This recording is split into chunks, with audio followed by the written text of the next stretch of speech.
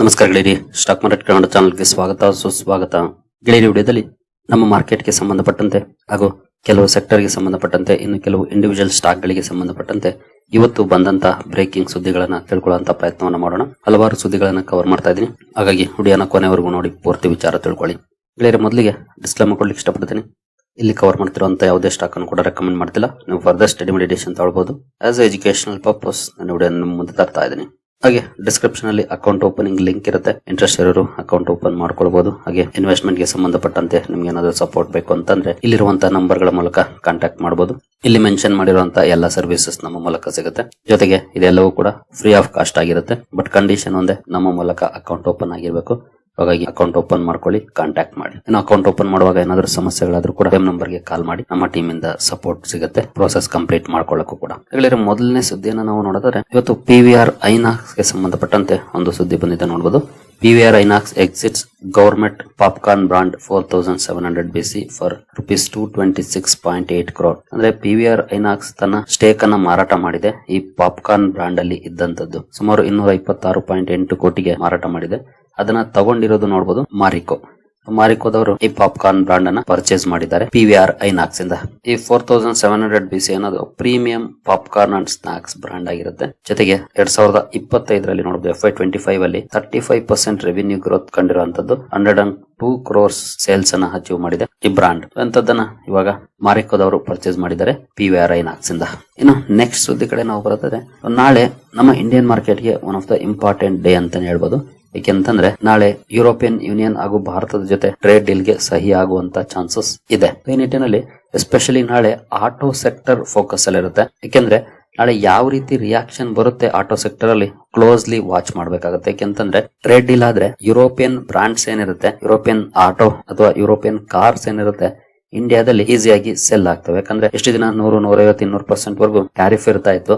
ಹಾಗಾಗಿ ಇಲ್ಲಿ ಅವರು ಕಾಂಪೀಟ್ ಮಾಡ್ಲಿಕ್ಕೆ ಕಷ್ಟ ಆಗ್ತಾ ಇತ್ತು. ಆದ್ರೆ ಈಗ ಟ್ರೇಡ್ ಡೀಲ್ ಆದ್ರೆ ಇದು ಒಂದೇ ಸಲ ರೆಡ್ಯೂಸ್ ಆಗೋದಿಲ್ಲ, ಟ್ಯಾರಿಫ್ ಹಂತವಾಗಿ ರೆಡ್ಯೂಸ್ ಆಗುತ್ತೆ ಟ್ರಾಂಚೆಸ್ ಅಲ್ಲಿ. ಬಟ್ ಸ್ಟಿಲ್ ಇದು ಪಾಸಿಟಿವ್ ಇಂಪ್ಯಾಕ್ಟ್ ಅನ್ನ ಕ್ರಿಯೇಟ್ ಮಾಡುತ್ತಾ, ನೆಗೆಟಿವ್ ಇಂಪ್ಯಾಕ್ಟ್ ಅನ್ನ ಕ್ರಿಯೇಟ್ ಮಾಡುತ್ತಾ, ಅದನ್ನ ನಾವು ನಾಳೆ ವಾಚ್ ಮಾಡಬೇಕಾಗುತ್ತೆ ಆಟೋ ಸೆಕ್ಟರ್ ಅಲ್ಲಿ ಎಸ್ಪೆಷಲಿ. ಜೊತೆಗೆ ಇದು ಖಂಡಿತ ಎನ್ಸಿಲರೀಸ್ ಸೆಗ್ಮೆಂಟ್ ಗೆ ಒಳ್ಳೆ ಸುದ್ದಿ. ಆಟೋ ಸ್ಪೇರ್ಸ್ ಅನ್ನ ಮಾರಾಟ ಮಾಡುವಂತ ಕಂಪನೀಸ್ ಗೆ ಒಳ್ಳೆ ಸುದ್ದಿನೇ ಆಗುತ್ತೆ ಈ ಟ್ರೇಡ್ ಡೀಲ್ ಆಗೋದು. ಬಟ್ ಆಟೋ ಮೇಕರ್ಸ್ ಯಾವ ರೀತಿ ರಿಯಾಕ್ಟ್ ಮಾಡ್ತವೆ, ಫಾರ್ ಎಕ್ಸಾಂಪಲ್ ಟಾಟಾ ಮೋಟಾರ್ಸ್ ಆಗ್ಬೋದು, ಮಹೀಂದ್ರಾ ಅಂಡ್ ಮಹೀಂದ್ರಾ ಆಗ್ಬೋದು, Maruti Suzuki, Bajaj auto, Hyundai motors, ಇವುಗಳಲ್ಲಿ ಯಾವ ರೀತಿ ರಿಯಾಕ್ಷನ್ ಬರುತ್ತೆ. ಯಾಕಂದ್ರೆ ಒಂದಷ್ಟು ಅಡ್ವಾಂಟೇಜಸ್ ಆಗುವಂತ ಚಾನ್ಸಸ್ ಕೂಡ ಇದೆ ಆ ಕಂಪನೀಸ್ಗೂ ಕೂಡ.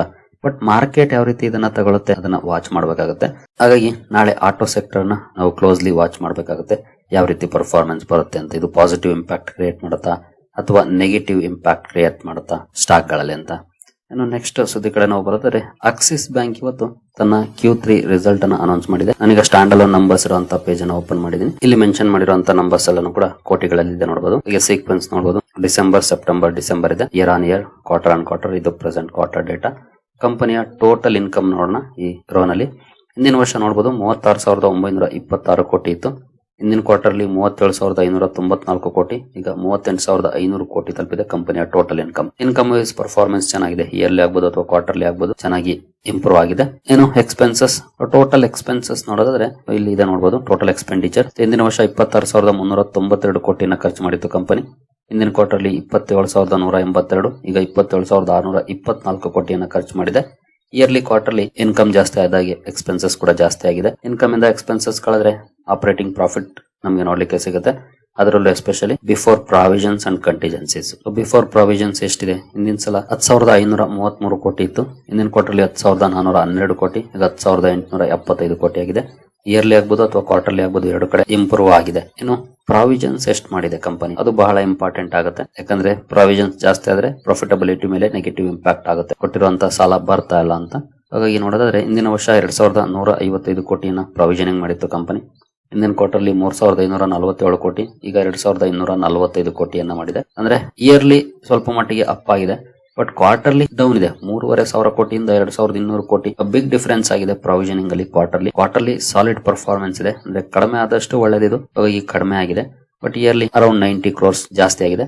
ಬಟ್ ಸ್ಟಿಲ್ ಒಳ್ಳೆ ಪರ್ಫಾರ್ಮೆನ್ಸ್ ಅಂತ ಹೇಳ್ಬೋದು. ಯಾಕಂದ್ರೆ ತುಂಬಾ ದೊಡ್ಡ ಮಟ್ಟದಲ್ಲಿ ಏನು ಜಾಸ್ತಿ ಆಗಿಲ್ಲ, ಬಟ್ ಕ್ವಾರ್ಟರ್ಲಿ ಅಂತೂ ತುಂಬಾ ದೊಡ್ಡ ಮಟ್ಟದಲ್ಲಿ ಕಡಿಮೆ ಆಗಿದೆ. ಇದು ಒಳ್ಳೆ ಸುದ್ದಿ ಆಕ್ಸಿಸ್ ಬ್ಯಾಂಕ್ ಅಲ್ಲಿ. ಇನ್ನು ಟ್ಯಾಕ್ಸ್ ಎಕ್ಸ್ಪೆನ್ಸಸ್ ಬರುತ್ತೆ. ಟ್ಯಾಕ್ಸ್ ಎಕ್ಸ್ಪೆನ್ಸಸ್ ಕಳೆದ್ಮೇಲೆ net profit for the period ನಾವು ಈ ರೋನಲ್ಲಿ ನೋಡಬಹುದು. ಹಿಂದಿನ ವರ್ಷ 6,303 ಕೋಟಿ ಇತ್ತು. ಹಿಂದಿನ ಕ್ವಾರ್ಟರ್ಲಿ 5,089 ಕೋಟಿ, ಈಗ 6,489 ಕೋಟಿ ಇದೆ. ಇಯರ್ಲಿ ಆಗ್ಬೋದು ಹಾಗೆ ಕ್ವಾರ್ಟರ್ಲಿ ಆಗ್ಬೋದು, ಎರಡು ಕಡೆ ಪರ್ಫಾರ್ಮೆನ್ಸ್ ಚೆನ್ನಾಗಿ ಇಂಪ್ರೂವ್ ಆಗಿದೆ ನೋಡಬಹುದು. ಇನ್ನು EPS ಅಲ್ಲೂ ಕೂಡ ಸೇಮ್ ಪ್ರಪೋರ್ಷನೇಟ್ ಅಲ್ಲಿ ಅಡ್ಜಸ್ಟ್ ಆಗುತ್ತೆ. 20.37, 16.41, ಈಗ 20.91 ಆಗಿದೆ. ಇಯರ್ಲಿ ಕ್ವಾರ್ಟರ್ಲಿ ಪರ್ಫಾರ್ಮೆನ್ಸ್ ಇಂಪ್ರೂವ್ ಆಗಿದೆ. ಇನ್ನು ನೆಕ್ಸ್ಟ್ NPS, ಗ್ರಾಸ್ NPS ನೋಡಬಹುದು. 1.46, 1.46, ಈಗ 1.4. ಅಂದ್ರೆ NPA ನಲ್ಲೂ ಕೂಡ ಒಳ್ಳೆ ಪರ್ಫಾರ್ಮೆನ್ಸ್ ಇದೆ. ಕಡಿಮೆ ಆದಷ್ಟು ಒಳ್ಳೇದು, ಕಡಿಮೆ ಆಗಿದೆ ಹಿಂದಿನ ಕ್ವಾರ್ಟರ್ಗೆ ಹಾಗೆ ಹಿಂದಿನ ವರ್ಷಕ್ಕೆ ಹೋಲಿಸಿದ್ರೆ. ನೆಟ್ NPA ನಲ್ಲೂ ಕೂಡ ಪರ್ಫಾರ್ಮೆನ್ಸ್ ಕ್ವಾರ್ಟರ್ಲಿ ಕಡಿಮೆ ಆಗಿದೆ, ಬಟ್ ಇಯರ್ಲಿ ಸ್ವಲ್ಪ ಜಾಸ್ತಿ ಆಗಿದೆ. 0.35 ಇಂದ 0.42ಗೆ ಹೋಗಿದೆ. ಬಟ್ ಗ್ರಾಸ್ NPA ನಲ್ಲಿ ಒಳ್ಳೆ ಪರ್ಫಾರ್ಮೆನ್ಸ್ ನೋಡ್ಲಿಕ್ಕೆ ಸಿಕ್ಕಿದೆ ಆಕ್ಸಿಸ್ ಬ್ಯಾಂಕ್. ಇನ್ನು ಸೆಗ್ಮೆಂಟ್ ವೈಸ್ ಪರ್ಫಾರ್ಮೆನ್ಸ್ ಅನ್ನು ನೋಡಿದ್ರೆ ಟ್ರೆಸರಿ ನೋಡಬಹುದು, ಪರ್ಫಾರ್ಮೆನ್ಸ್ ಇಯರ್ಲಿ ಕ್ವಾರ್ಟರ್ಲಿ ಎರಡು ಕಡೆ ಇಂಪ್ರೂವ್ ಆಗಿದೆ. ಇನ್ನು ಕಾರ್ಪೊರೇಟ್ ಅಂಡ್ ಹೋಲ್ಸೇಲ್ ಬ್ಯಾಂಕಿಂಗ್ ಅಲ್ಲಿ ಪರ್ಫಾರ್ಮೆನ್ಸ್ ಇಂಪ್ರೂವ್ ಆಗಿದೆ. ರಿಟೇಲ್ ಬ್ಯಾಂಕಿಂಗ್ ಕೂಡ ಪರ್ಫಾರ್ಮೆನ್ಸ್ ಇಂಪ್ರೂವ್ ಆಗಿದೆ. ಓವರಾಲ್ ಎಲ್ಲ ಕಡೆ ಡೀಸೆಂಟ್ ಇಂಪ್ರೂವ್ಮೆಂಟ್ ನೋಡ್ಲಿಕ್ಕೆ ಸಿಕ್ಕಿದೆ. ಏನಂತ ಬಿಗ್ ಡಿಫರೆನ್ಸ್ ಮಾಡಿರುವಂತ ನಂಬರ್ ಅಲ್ಲ, ಬಟ್ ಸ್ಟಿಲ್ ಇಂಪ್ರೂವ್ಮೆಂಟ್ ಅಂತೂ ಇದೆ. ಈ ರೀತಿಯ ಪರ್ಫಾರ್ಮೆನ್ಸ್ ಅನ್ನ ಮಾಡಿದೆ. ಇನ್ನು ಹೈಲೈಟ್ಸ್ ಅನ್ನ ಬೇಕಿದ್ರೆ ಈ ಪೇಜ್ ಅಲ್ಲಿ ನೋಡ್ಕೊಳ್ಬಹುದು ಹೇಗಿದೆ ಅಂತ ಆಕ್ಸಿಸ್ ಬ್ಯಾಂಕ್. ನೋಡೋಣ ರಿಸಲ್ಟ್ ಗೆ ನಾಳೆ ರಿಯಾಕ್ಷನ್ ಯಾವ ರೀತಿ ಬರುತ್ತೆ ಅಂತ. ಯಾಕಂದ್ರೆ ಇವತ್ತು ರಿಸಲ್ಟ್ ಅನ್ನು ಅನೌನ್ಸ್ ಮಾಡಿದೆ, ಇವತ್ತಂತೂ ಮಾರ್ಕೆಟ್ ಕ್ಲೋಸ್ ಇದೆ, ಹಾಗಾಗಿ ನಮಗೆ ನಾಳೆನೇ ರಿಯಾಕ್ಷನ್ ನೋಡ್ಲಿಕ್ಕೆ ಸಿಗೋದು. ಇನ್ನು ಮೊನ್ನೆ ಅಂದ್ರೆ ಶನಿವಾರ ಕೆಲವು ಕಂಪನಿಗಳು ರಿಸಲ್ಟ್ ಅನ್ನು ಅನೌನ್ಸ್ ಮಾಡಿದೆ, ಅವುಗಳ ಪರ್ಫಾರ್ಮೆನ್ಸ್ ಅನ್ನು ನೋಡೋಣ. 20 ಮೈಕ್ರಾನ್ ನಂಬರ್ ನೋಡಬಹುದು. ಇಯರ್ಲಿ ರೆವೆನ್ಯೂ ವೈಸ್ ಫ್ಲಾಟ್ ಇದೆ 215, ಬಟ್ ಕ್ವಾರ್ಟರ್ಲಿ ಡೌನ್ ಇದೆ. 231 ಕೋಟಿಯಿಂದ 215 ಕೋಟಿಗೆ ಇಳಿದಿದೆ. ಎಬಿಟ್ ಅಲ್ಲಿ ಇಯರ್ಲಿ 5% ಇನ್ಕ್ರೀಸ್ ಆಗಿದೆ, ಕ್ವಾರ್ಟರ್ಲಿ ಡೌನ್ ಇದೆ. ನೆಟ್ ಪ್ರಾಫಿಟ್ ಅಲ್ಲಿ ಕೂಡ ಕ್ವಾರ್ಟರ್ಲಿ ಡೌನ್ ಇದೆ, ಇಯರ್ಲಿ ಅಪ್ ಆಗಿದೆ. ಎಕ್ಸೆಪ್ಷನಲ್ ಐಟಮ್ಸ್ ಏನಂತ ಬಿಗ್ ಡಿಫರೆನ್ಸ್ ಮಾಡೋಂತದ್ದಲ್ಲ. ಇಯರ್ಲಿ ಪರ್ಫಾರ್ಮೆನ್ಸ್ ಇಂಪ್ರೂವ್ ಆಗಿದೆ, ಬಟ್ ಕ್ವಾರ್ಟರ್ಲಿ ಡೌನ್ ಇದೆ. ನಂತರ ವಕ್ರಾಂಗಿ ಕೂಡ ರಿಸಲ್ಟ್ ಅನೌನ್ಸ್ ಮಾಡಿದೆ ಶನಿವಾರ. ಪರ್ಫಾರ್ಮೆನ್ಸ್ ನೋಡಬಹುದು, ಕ್ವಾರ್ಟರ್ಲಿ ಇಯರ್ಲಿ ಎರಡು ಕಡೆ ಡೌನ್ ಇದೆ. ಸೇಲ್ಸ್ ಅಲ್ಲಿ ಪರ್ಫಾರ್ಮೆನ್ಸ್ ಹಾಗೆ ಎಬಿಟ್ ಅಲ್ಲಿ ಪರ್ಫಾರ್ಮೆನ್ಸ್ ಇಂಪ್ರೂವ್ ಆಗಿದೆ. ಇಯರ್ಲಿ ಅಂತ ನೋಡಬಹುದು 42% ಅಪ್ ಆಗಿದೆ, ಹಾಗೆ ಕ್ವಾರ್ಟರ್ಲಿ ಕೂಡ ಇಂಪ್ರೂವ್ಮೆಂಟ್ ಇದೆ. ಸಣ್ಣ ನಂಬರ್ಸ್ ಬಟ್ ಇಂಪ್ರೂವ್ಮೆಂಟ್ ಇದೆ, ಇಯರ್ಲಿ ಆಗ್ಬೋದು ಅಥವಾ ಕ್ವಾರ್ಟರ್ಲಿ ಆಗ್ಬೋದು. ಇನ್ನು ನೆಟ್ ಪ್ರಾಫಿಟ್ ಅಲ್ಲೂ ಕೂಡ ಪರ್ಫಾರ್ಮೆನ್ಸ್ ತುಂಬಾ ಚೆನ್ನಾಗಿ ಇಂಪ್ರೂವ್ ಆಗಿದೆ. ರೆವೆನ್ಯೂ ವೈಸ್ ಅಂಡರ್ ಪರ್ಫಾರ್ಮೆನ್ಸ್ ಅನ್ನ ಮಾಡಿದ್ರು ಕೂಡ ಕಂಪನಿ ಎಬಿಟ್ ನೆಟ್ ಪ್ರಾಫಿಟ್ ಅಲ್ಲಿ ಒಳ್ಳೆ ಪರ್ಫಾರ್ಮೆನ್ಸ್ ಅನ್ನ ಮಾಡಿದೆ. ಅಂದ್ರೆ ಮಾರ್ಜಿನ್ಸ್ ತುಂಬಾ ಚೆನ್ನಾಗಿ ಇಂಪ್ರೂವ್ ಆಗಿದೆ. ನೋಡೋಣ ಮಾರ್ಕೆಟ್ ಯಾವ ರೀತಿ ರಿಯಾಕ್ಟ್ ಮಾಡುತ್ತೆ ನಾಳೆ ಅಂತ. ನಂತರ ಶ್ಯಾಮ್ ಮೆಟಾಲಿಕ್ಸ್ ಇಲ್ಲಿ ಕೂಡ ನೋಡಬಹುದು ಪರ್ಫಾರ್ಮೆನ್ಸ್ ಕ್ವಾರ್ಟರ್ಲಿ ಸ್ವಲ್ಪ ಡೌನ್ ಇದೆ, ಇಯರ್ಲಿ 18% ರೈಸ್ ಆಗಿದೆ ಸೇಲ್ಸ್. ಎಬಿಟ್ ಅಲ್ಲೂ ಕೂಡ ಕ್ವಾರ್ಟರ್ಲಿ ಡೌನ್ ಇದೆ, ಇಯರ್ಲಿ ಅಪ್ ಆಗಿದೆ. ಬಟ್ ನೆಟ್ ಪ್ರಾಫಿಟ್ ಅಲ್ಲಿ ಇಯರ್ಲಿ ಫ್ಲಾಟ್ ನಂಬರ್ಸ್ ಇದೆ, ಬಿಗ್ ಡಿಫರೆನ್ಸ್ ಏನಾಗಿಲ್ಲ, ಬಟ್ ಕ್ವಾರ್ಟರ್ಲಿ ಡೌನ್ ಇದೆ. ಈ ರೀತಿಯ ಪರ್ಫಾರ್ಮೆನ್ಸ್ ಅನ್ನ ಶ್ಯಾಮ್ ಮೆಟಾಲಿಕ್ಸ್ ಮಾಡಿದೆ Q3 ನಲ್ಲಿ. ನಂತರ SBFC ಫೈನಾನ್ಸ್ ಇಲ್ಲಿ ನೋಡಬಹುದು ಪರ್ಫಾರ್ಮೆನ್ಸ್ ಇಯರ್ಲಿ ಕ್ವಾರ್ಟರ್ಲಿ ಎರಡು ಕಡೆ ಸೇಲ್ಸ್ ಅಲ್ಲಿ ಇಂಪ್ರೂವ್ ಆಗಿದೆ. ಇನ್ನು ಎಬಿಟ್ ಅಲ್ಲಿ ಕೂಡ ಪರ್ಫಾರ್ಮೆನ್ಸ್ ಇಂಪ್ರೂವ್ ಆಗಿದೆ, ನೆಟ್ ಪ್ರಾಫಿಟ್ ಅಲ್ಲೂ ಕೂಡ ಇಂಪ್ರೂವ್ ಆಗಿದೆ. ಒಳ್ಳೆ ಪರ್ಫಾರ್ಮೆನ್ಸ್ ಅನ್ನ ಮಾಡಿದೆ SBFC ಫೈನಾನ್ಸ್ Q3 ನಲ್ಲಿ. ಈ ಸ್ಟಾಕ್ ಅನ್ನು ಕೂಡ ನಾಳೆ ವಾಚ್ ಮಾಡಬಹುದು ಯಾವ ರೀತಿ ಇರುತ್ತೆ ಮಾರ್ಕೆಟ್ ರಿಯಾಕ್ಷನ್ ಅಂತ. ನಂತರ JTL ಇಂಡಸ್ಟ್ರೀಸ್ ಪರ್ಫಾರ್ಮೆನ್ಸ್ ನೋಡಬಹುದು, ಇಲ್ಲಿ ಇಯರ್ಲಿ ಡೌನ್ ಇದೆ, ಅಂದ್ರೆ 6% ಡೌನ್ ಇದೆ, ಬಟ್ ಕ್ವಾರ್ಟರ್ಲಿ ಇಂಪ್ರೂವ್ಮೆಂಟ್ ಇದೆ. 371 ಕೋಟಿಯಿಂದ 423 ಕೋಟಿಗೆ ಅಪ್ ಆಗಿದೆ. ಎಬಿಟ್ ಅಲ್ಲಿ ಪರ್ಫಾರ್ಮೆನ್ಸ್ ಕ್ವಾರ್ಟರ್ಲಿ ಅಪ್ ಆಗಿದೆ, ಬಟ್ ಇಯರ್ಲಿ ಅಗೇನ್ ಇಲ್ಲೂ ಕೂಡ ಸ್ವಲ್ಪ ಮಟ್ಟಿಗೆ ಡೌನ್ ಇದೆ, ಬಟ್ ಬಿಗ್ ಡೌನ್ ಫಾಲ್ ಏನಲ್ಲ, ಜಸ್ಟ್ 1% ಡೌನ್ ಇದೆ. ಇನ್ನು ನೆಟ್ ಪ್ರಾಫಿಟ್ ಅಲ್ಲಿ ಇಯರ್ಲಿ ಕ್ವಾರ್ಟರ್ಲಿ ಎರಡು ಕಡೆ ಇಂಪ್ರೂವ್ ಆಗಿದೆ. ಇಯರ್ಲಿ 4% ಅಪ್ ಆಗಿದೆ, ಕ್ವಾರ್ಟರ್ಲಿ ಅಂತೂ ನಿಯರ್ಲಿ 20 crores ಇಂದ 26 crore ಅಪ್ ಆಗಿದೆ. ಒಳ್ಳೆ ಪರ್ಫಾರ್ಮೆನ್ಸ್ ಇದೆ ಕ್ವಾರ್ಟರ್ಲಿ ನಂಬರ್ಸ್ ಅಲ್ಲಿ. ಇನ್ನು ಕೋಟಕ್ ಮಹೀಂದ್ರಾ ಬ್ಯಾಂಕ್ ನಂಬರ್ಸ್ ಅನ್ನ ನಾವು ಈಗಾಗಲೇ ಶನಿವಾರದ ವಿಡಿಯೋದಲ್ಲಿ ನೋಡಿದ್ವಿ, ಒಂದ್ಸಲ ಬೇಕಿದ್ರೆ ನೋಡ್ಕೊಳ್ಬಹುದು ಹೈಲೈಟ್ಸ್ ಅನ್ನ ಇಲ್ಲ. ನಂತರ ಬನ್ಸಲ್ ರೂಫಿಂಗ್ ಕೂಡ ರಿಸಲ್ಟ್ ಅನ್ನು ಅನೌನ್ಸ್ ಮಾಡಿದೆ. ಇಲ್ಲಿ ನೋಡಬಹುದು ಪರ್ಫಾರ್ಮೆನ್ಸ್ ಇಯರ್ಲಿ ಕ್ವಾರ್ಟರ್ಲಿ ಎರಡು ಕಡೆ ಇಂಪ್ರೂವ್ ಆಗಿದೆ. ಎಬಿಟ್ ಅಲ್ಲಿ ಪರ್ಫಾರ್ಮೆನ್ಸ್ ಇಂಪ್ರೂವ್ ಆಗಿದೆ, ನೆಟ್ ಪ್ರಾಫಿಟ್ ಅಲ್ಲೂ ಕೂಡ ಒಳ್ಳೆ ಪರ್ಫಾರ್ಮೆನ್ಸ್ ಇದೆ. ಓವರ್ ಬನ್ಸಲ್ ರೂಫಿಂಗ್ ಒಳ್ಳೆ ಪರ್ಫಾರ್ಮೆನ್ಸ್ ಅನ್ನ ಮಾಡಿದೆ Q3 ನಲ್ಲಿ ನೋಡಬಹುದು.